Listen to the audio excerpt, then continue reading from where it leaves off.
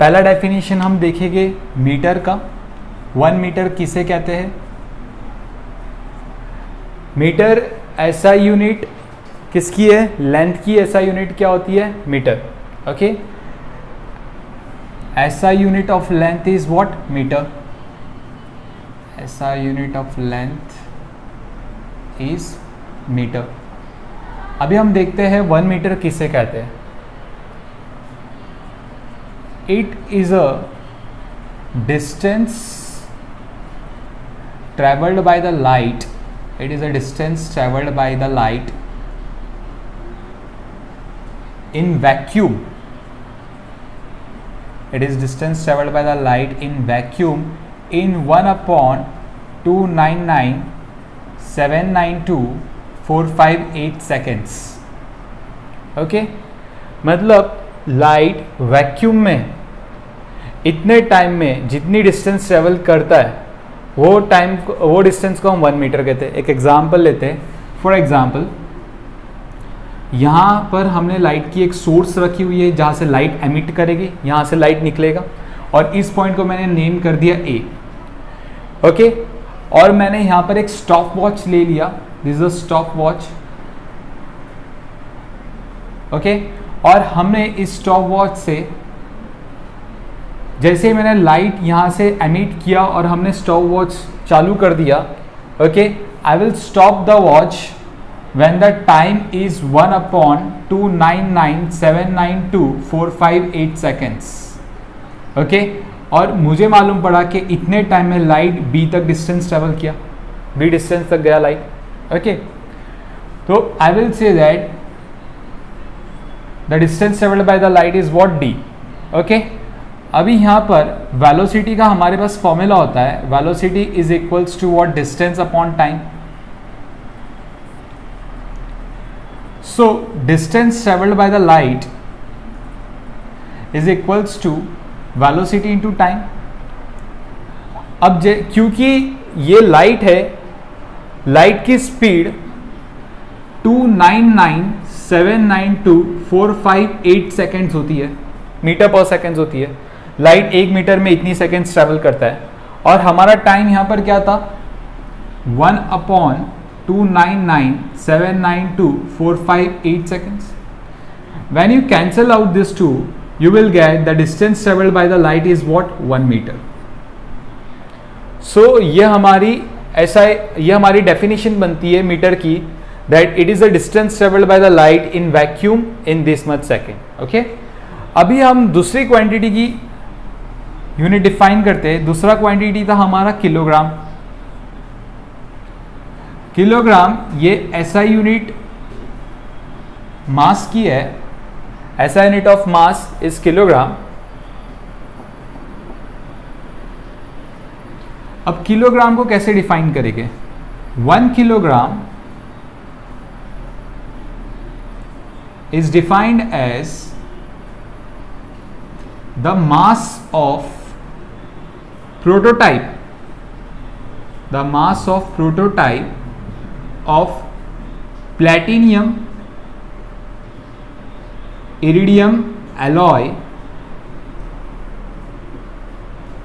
which is kept in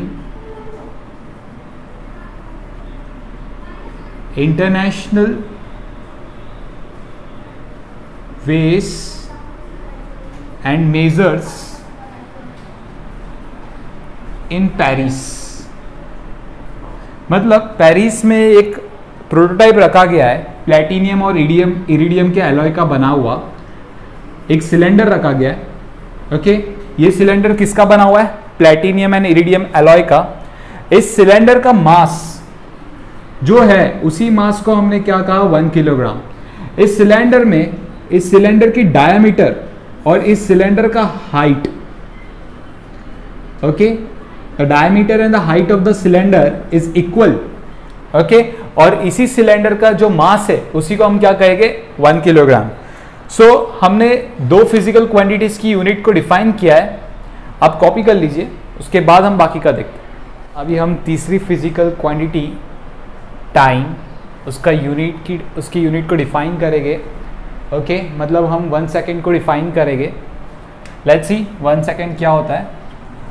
1 second, सबसे पहले ये SI यूनिट है टाइम का, SI unit of time is 1 second. It is defined as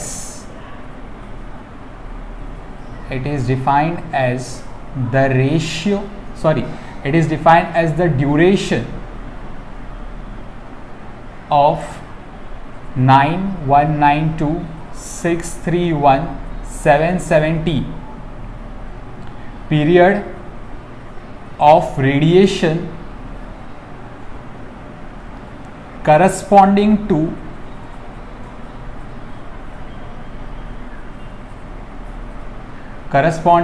transition between two hyperfine levels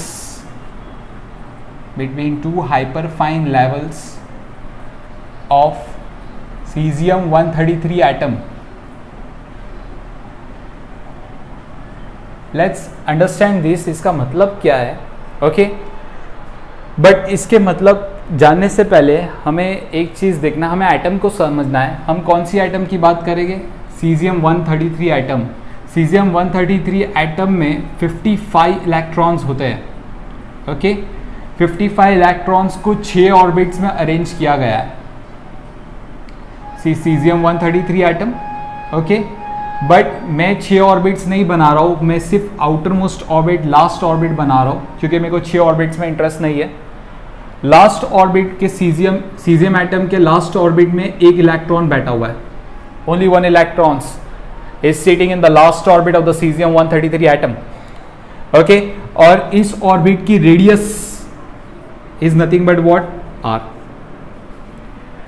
okay अब cesium-133 atom को अगर मैंने किसी तरीके से एनर्जी दिया, ओके एनर्जी किसी भी तरीके से हम एनर्जी दे सकते हैं, लाइक हीट से दे सकते हैं, लाइट से दे सकते हैं, किसी भी तरीके से अगर मैंने cesium-133 एटम को एनर्जी दिया, सो एनर्जी देने से क्या होगा? सी एनर्जी मतलब जो लास्ट ऑर्बिट है उसकी जो भी एनर्जी होगी, ओके अगर मैंने उसको थोड़ा बहुत भी एनर्जी दिया तो लास्ट ऑर्बिट में जो इलेक्ट्रॉन्स बैठा है उसकी एनर्जी इंक्रीज हो जाएगी। एनर्जी इंक्रीज होने की वजह से उसकी वेलोसिटी इंक्रीज हो जाएगी, because we know that kinetic energy is half mv²।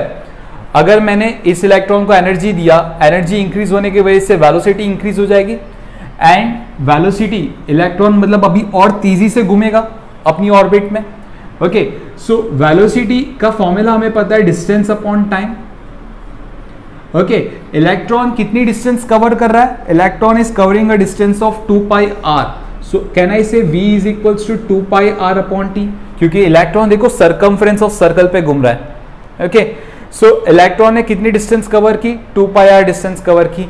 अगर मैं टाइम को कांस्टेंट मानूं, मतलब इलेक्ट्रॉन एक चक्कर लगाने में, एक एग्जांपल ले रहा हूं, एक चक्कर लगाने में कुछ टाइम ले रहा है, अगर वो टाइम नहीं बदल रही है तो can I say that velocity is directly proportional to radius.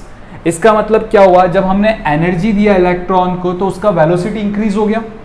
Velocity increase होने की वजह से क्या हो गया? इलेक्ट्रॉन का रेडियस बढ़ गया, ओके और इलेक्ट्रॉन का रेडियस बढ़ने की वजह से ये इलेक्ट्रॉन देखो इस ऑर्बिट पे ऐसे घूम रहा था, तो अभी ये इलेक्ट्रॉन इस ऑर्बिट से निकल के अभी इस ऑर्बिट पे ऐसे घूमेगा, लाइक दिस, सॉरी इलेक्ट्रॉन अभी ऐसे मूव करेगा लाइक दिस, ओके मतलब इलेक्ट्रॉन की रेडियस थोड़ा सा बढ़ गया, सी यहां से निकला था और हायर ऑर्बिट पे आ गया, तो कैन आई से इलेक्ट्रॉन्स की रेडियस में चेंजेस आ गया। See this is the new radius of the electron, I will say r dash, as we can see r dash is greater than r, और इसी को हम लोग क्या कहते हैं? Hyperfine level.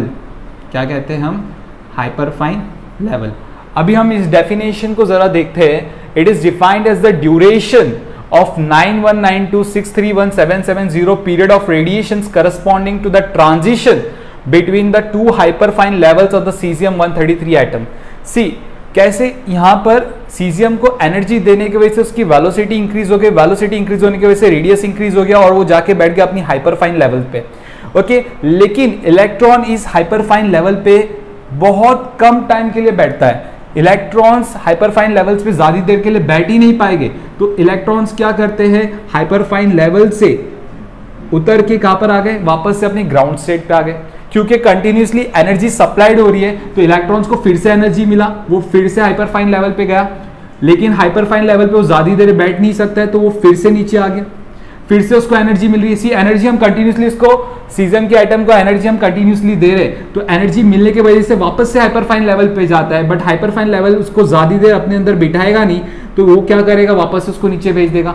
Whenever electrons is coming from hyperfine level to the ground state, तो यहां से वो क्या करेगा, एक एनर्जी रिलीज करेगा, और इस एनर्जी का वैल्यू होगा H mu, where mu is the frequency of light.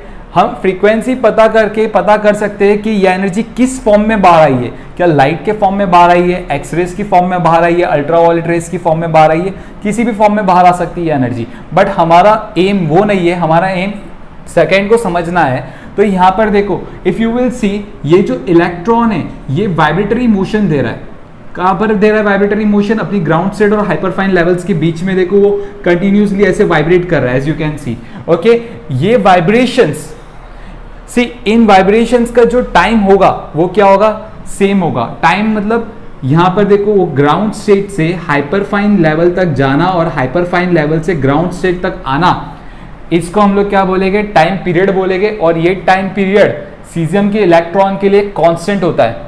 Okay, जब भी सीजियम का इलेक्ट्रॉन इतनी वाइब्रेशंस करेगा और इतनी वाइब्रेशंस के लिए जो उसने टाइम लिया है, उसी टाइम को हम कहते हैं 1 सेकेंड। एक बार फिर से बोलूंगा, ध्यान से सुनो। As we can see the caesium का एटम ग्राउंड स्टेट और हाइपरफाइन लेवल्स के बीच में वाइब्रेट कर रहा है कंटिन्यूसली। ओके, तो सीजियम के एटम ने इतनी वाइब्रेशंस खत्म करने के लिए जो टाइम ली, उसी टाइम को हम क्या कहते हैं, 1 second. Okay, this is the definition of second, please note down.